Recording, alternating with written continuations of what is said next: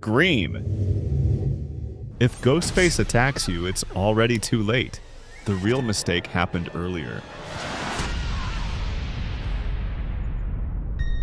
The story is set in the suburban town of Woodsboro. A masked killer known as Ghostface begins targeting teenagers, often while they are home alone. Many of the attacks are preceded by phone calls that begin casually and turn threatening. If you hang up on me, you'll die just like him. The caller asks questions, references horror films, and gauges how vulnerable the victim is. Beginning of step 1, who answers the phone and gets carved up by the killer. Afterward, the killer appears in person and attacks with a knife. Despite multiple murders, the town continues operating with little disruption. Students still attend school, socialize at night, and remain alone in their houses. Suspicion grows, but routines largely stay the same. That normalcy allows the violence to continue escalating. The core mistake.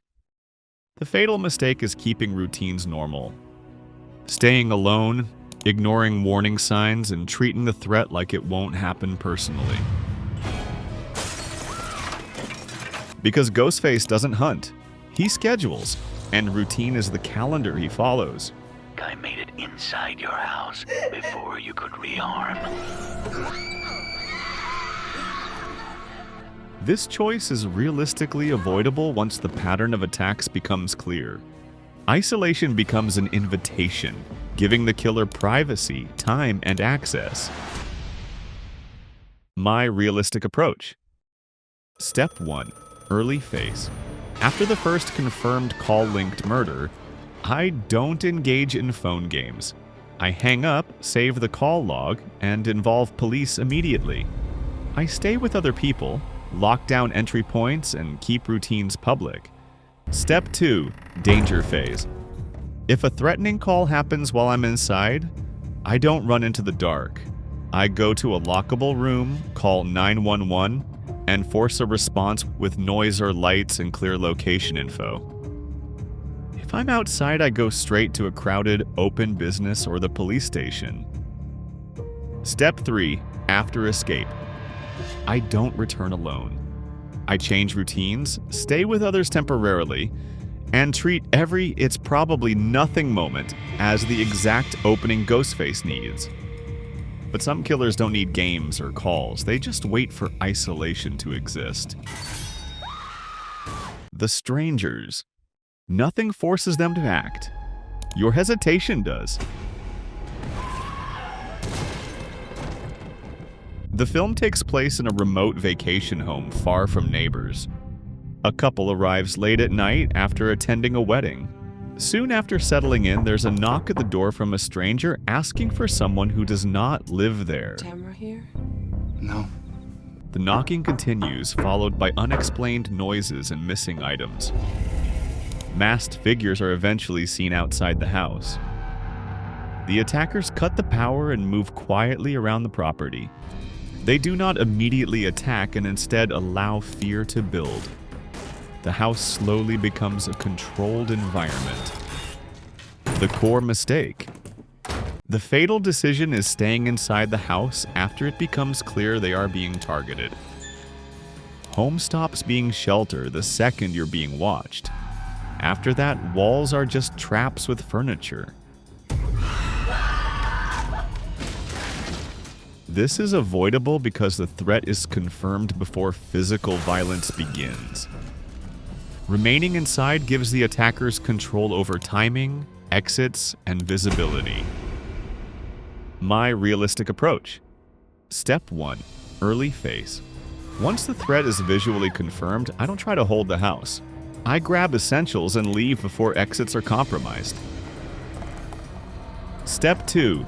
Danger phase. I move toward visibility, roads, headlights, noise, instead of hiding in darkness where they control timing. Step 3. After escape. I do not return for answers, belongings, or closure. Sometimes survival isn't about leaving fast. It's about understanding what the threat can and can't do. Tremors. In Tremors, standing still can save your life. One wrong step can kill you. The story takes place in the isolated desert town of Perfection, Nevada. Residents begin dying under unexplained circumstances. Jesus, what the hell's going on? It is discovered that large underground creatures are responsible. These creatures hunt by sensing vibrations through the ground. Anything moving across open terrain attracts them. They cannot penetrate solid rock or reach people who maintain sufficient elevation. Early on, people move normally and unknowingly trigger attacks. Once the pattern is understood, survival becomes possible. This is the rare monster you can outsmart permanently. Because it can't adapt to elevation, it can only punish ignorance.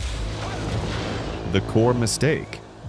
The fatal decision is moving across open ground without adapting to how the creatures hunt.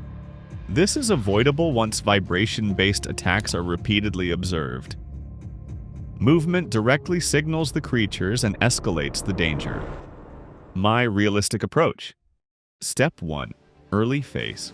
As soon as vibration-based hunting is identified, I stop moving without a plan and look for elevation or solid rock structures. Step 2. Danger phase. I move only between elevated, isolated positions. Rooftops, large boulders, or solid rock formations.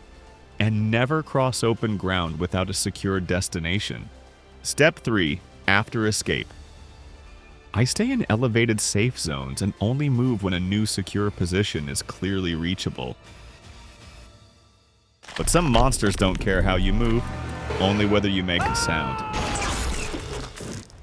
A quiet place. In this world, one sound kills you. There is no second chance. Most of humanity has been wiped out by alien creatures. These creatures hunt exclusively by detecting sound. They are blind, extremely fast, and lethal once noise occurs. Survivors communicate through sign language and structure daily life around silence. Even routine actions require careful planning. Small, accidental sounds draw immediate attacks. The danger escalates whenever discipline breaks down. In most horror, you get a second chance. Here, the first mistake is the last scene. The core mistake. The fatal decision is failing to control environments where accidental sound is unavoidable. This is realistically avoidable through preparation and environmental discipline. Once sound occurs, there is no recovery window. My realistic approach. Step 1. Early phase. I remove noise hazards, pad walking paths, and eliminate objects that can activate accidentally. Step 2. Danger phase. I follow pre-planned silent routes and use only sound diversions proven to work. Never improvising under pressure. Step 3. After escape. I build redundancy, backup paths, fallback zones, and sound buffers, so one mistake doesn't become fatal. And sometimes doing nothing feels safe until waiting becomes the real killer. Cujo. The dog doesn't have to attack. Time does the killing. A mother and her young son stop at a remote mechanic's property. They encounter Cujo, a Saint Bernard infected with rabies. The dog becomes aggressive and blocks access to the house. They retreat into their car for protection. The day is extremely hot.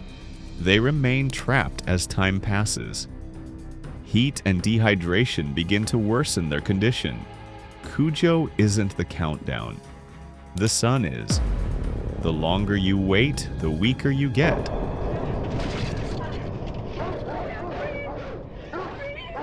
The core mistake. The fatal mistake is treating the car as a safe refuge instead of a temporary barrier. Fear of the dog, hope for rescue, and underestimating heat make the decision understandable. Waiting allows environmental stress to become the real killer. My realistic approach. Step 1. early phase. I treat the car as a short-term barrier only and immediately plan an exit. Step 2, danger phase. I wait for a clear opening, create distraction if possible, and move decisively away without hesitation. Step 3, after escape. I seek medical attention immediately and never return alone. Some threats don't trap you in place. They tempt you to walk straight into them. Jaws. After the first attack, no one should be swimming. They do anyway. The story is set in the coastal town of Amity Island. A swimmer is killed by a great white shark.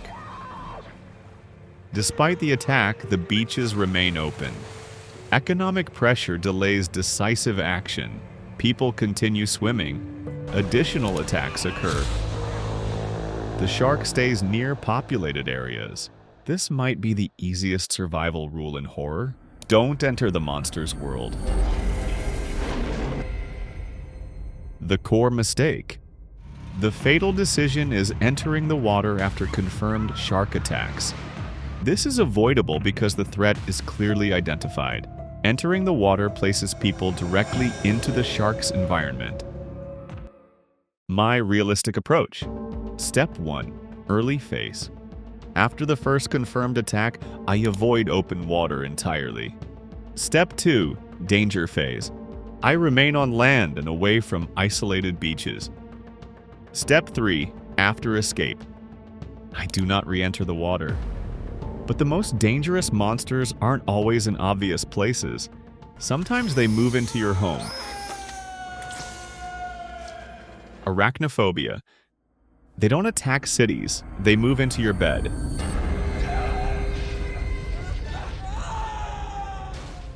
A highly venomous spider species is introduced into a small town. The spiders begin breeding inside homes. People experience unexplained bites. People die under unclear circumstances.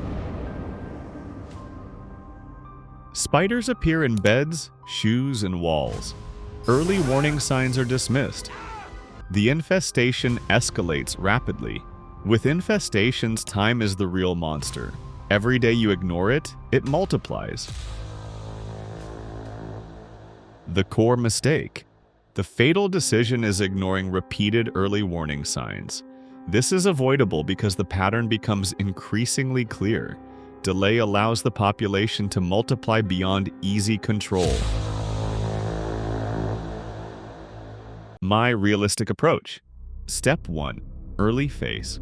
Repeated unexplained bites immediately trigger investigation. Step 2, danger phase. I isolate affected areas completely and avoid unsecured sleeping spaces. Step 3, after escape. If containment isn't certain, I leave the home entirely. And sometimes the warning isn't subtle at all. It's loud, public, and impossible to miss. Crawl. Everyone was told to leave. She went back anyway.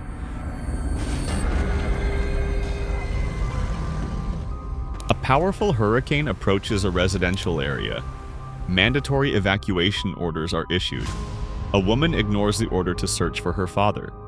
Floodwaters rise rapidly and trap her in the crawl space beneath the house. The space is confined, dark, and filled with rising water. Alligators enter the flooded crawl space. Escape routes disappear as conditions worsen. The core mistake. The fatal decision is entering the evacuation zone after warnings are issued. Most horror victims never get a warning. Here, the warning is the whole movie. Ignoring it is the real mistake. This is avoidable because the danger is clearly communicated in advance. Entering places people in a confined, flooding environment with predators. My realistic approach. Step 1, early phase. I evacuate immediately when ordered. Step 2, danger phase. If already trapped, I prioritize elevation, stay out of open water, and move only when necessary. Step 3, after escape. I do not return to the flooded area for any reason.